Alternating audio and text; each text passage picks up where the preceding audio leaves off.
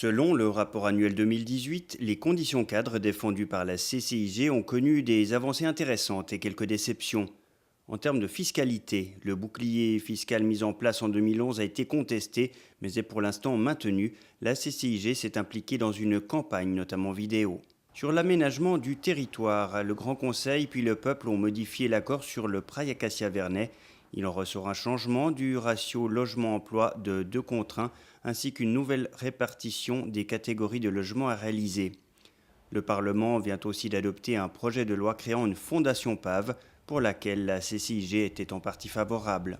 Concernant l'environnement, le Grand Conseil a adopté la loi instaurant une vignette écologique que la CCIG jugeait toutefois inutile et trop bureaucratique.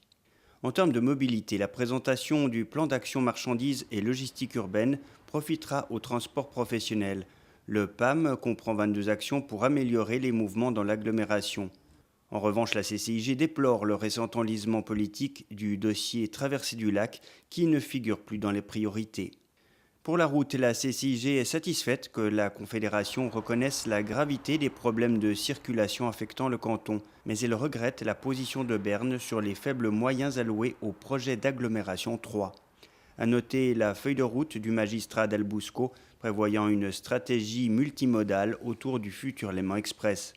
Côté rail, la CCIG s'est prononcée en faveur de l'étape d'aménagement 2035 de l'infrastructure et elle a demandé que les investissements régionaux soient améliorés.